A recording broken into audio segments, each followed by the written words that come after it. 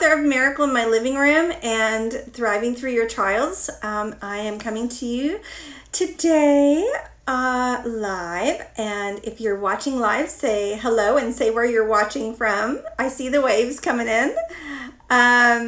If you are watching this on the replay, post below where you're watching from. I'm really curious to see how far this video is going wide throughout the country and perhaps throughout the world. So post below and let me know. So today I wanted to come and talk to you something that I ask about at the end of every video. So I always ask you guys for your prayers. So I wanted to start off by letting you know a couple of prayers that I've received recently. I'm waving back at you guys. Hey there in Philly. Nice to see you. So there is a friend of a friend. So this is not somebody I personally know who has cancer in their liver and both lungs and is living through a horrific headache.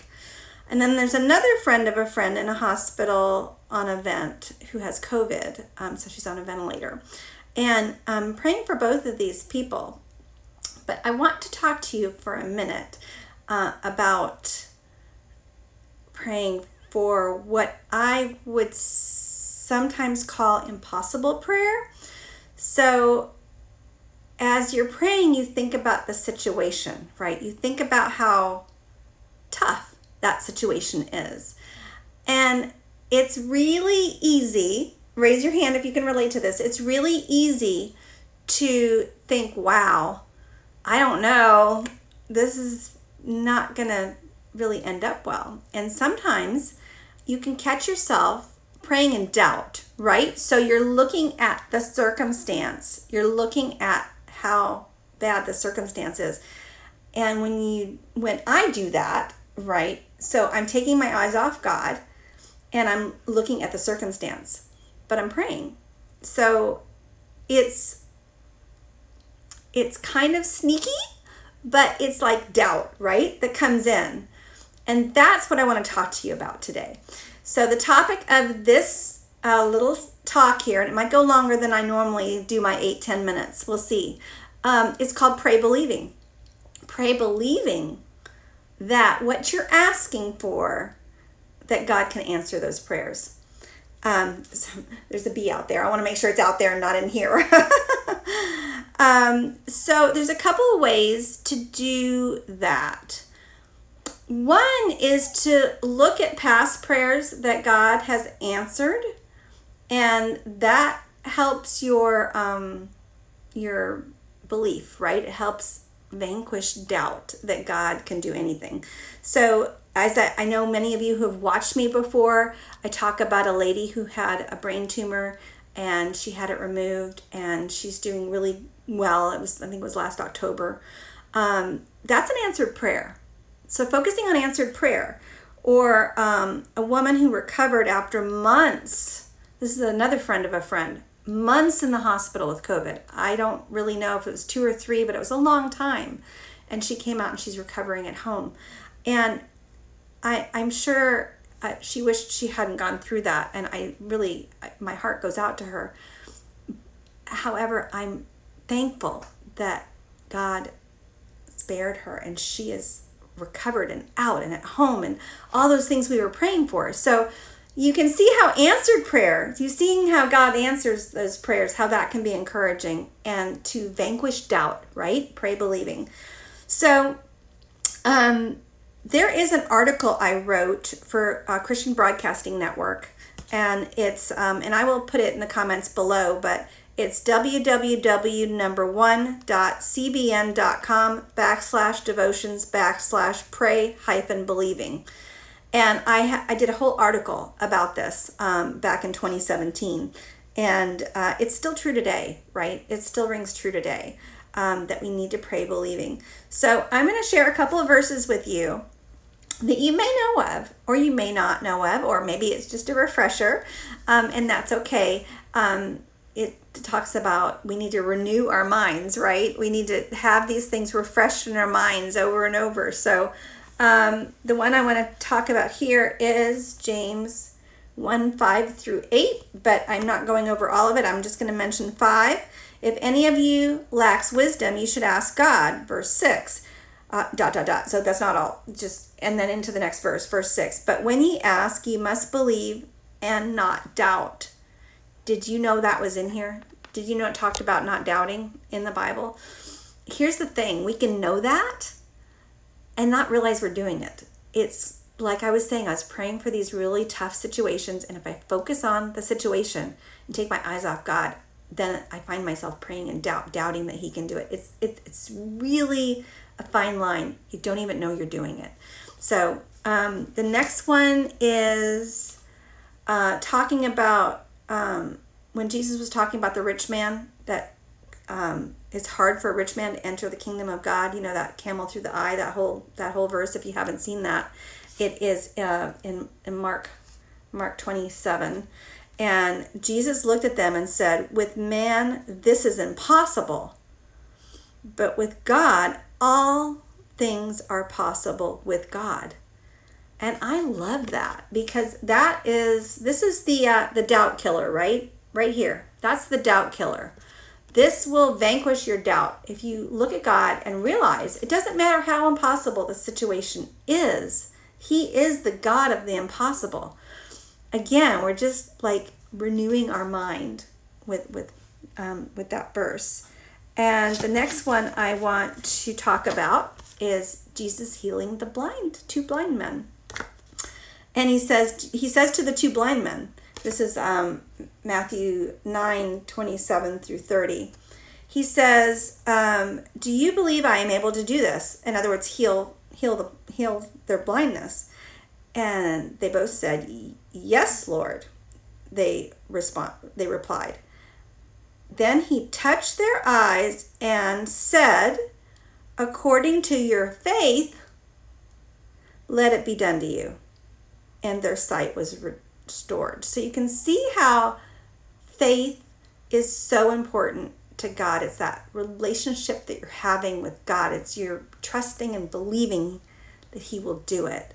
I sometimes think it's like a parent, right? That child trusts and believes that they will receive, they're like with Samuel, right? Feed him breakfast, meet all his needs. That my Abba Father can do that too. And then the next one is Mark 11:24. Can you see that? Okay. Therefore I tell you, whatever you ask for in prayer, believe that you have received it and it will be yours. So that believing, that trust, that faith, not doubting. The challenge is catching yourself when you doubt, so you can flip that coin, right? So you can turn it around and go, oh, I'm sorry, Lord, I believe that you can do anything. Yes, this situation is impossible. Yes, it looks like it's not going to turn out well. Yes, you name it, whatever it is, the doctor, said this, or, what have you. You pick it, however it looks to God sees, and he is the God of the impossible, and he created this earth, and he can do anything. So I guess what I'm, talking to myself, right? Because I did this week. I was doubting. I was looking at the circumstances that these sweet people are in and go, oh my gosh, I just don't see how there's a good outcome. But with God, all things are possible. So that's my encouragement to you guys. Catch yourself in prayer if you find yourself doubting. And if you have an impossible prayer, maybe yourself or maybe someone else that you know, or like what I'm doing, it's a friend of a friend. It's a friend and they have a friend. It's not even someone like directly related to you and praying for impossible things. You can jot those impossible prayers down in the comments, and we all can be praying for you with you for that person. Or if it's something on a more personal nature and you want to private message me that prayer, I will be happy to do that. So I hope you found that helpful. Please check out that article, the Pray Believing. If you just type in Pray Believing in the search box, I think my article comes as like the third or fourth one down.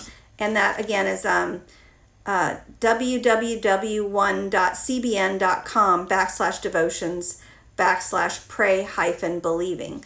And you can get it that way, or just search in your search box Pray Believing for more encouragement.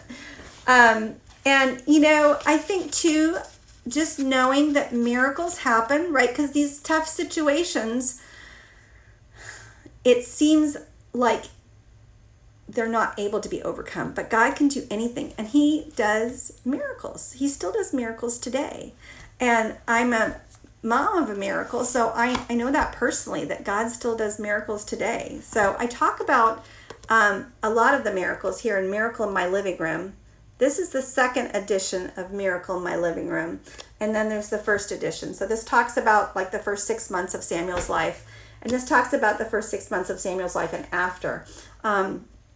And how our life was like after Samuel got out of the hospital. But you will find, just certain, I know that miracles happened.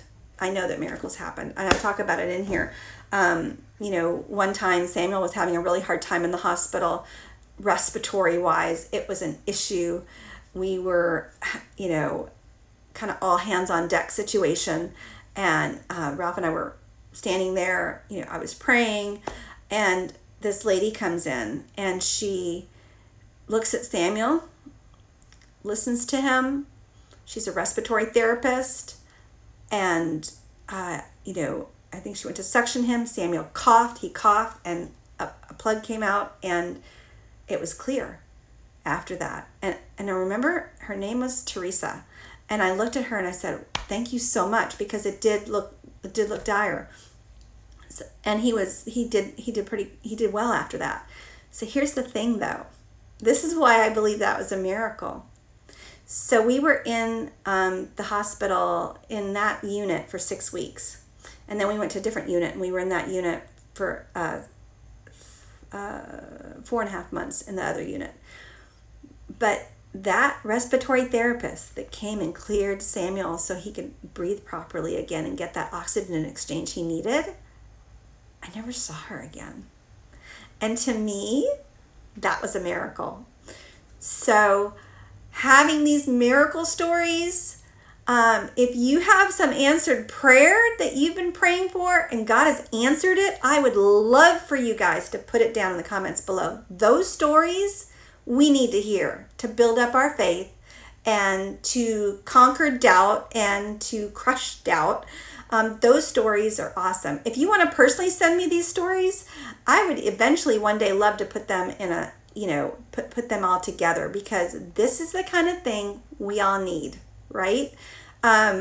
So if you have a miracle story, something that God did for you, a miracle, go ahead and, comment below. I say that because then everybody watching can see it, right? But if you want to private message me that as well, I would love to read those. So I hope you found today an encouragement. And if you did, give me the thumbs up or a heart or something. Let me know that you are appreciating these videos coming to you live once a week. And I hope it's been a blessing to you as you are to me. So again, private message me any of your prayer requests. And thank you for taking this time to come on in and see what God has had for you today. So I hope it's been a blessing. Love you guys. Take care. Have a wonderful day, wonderful week. If you're watching this on the replay, comment below. Thanks so much. Oh, where are you from? Thanks, Philly. Bye.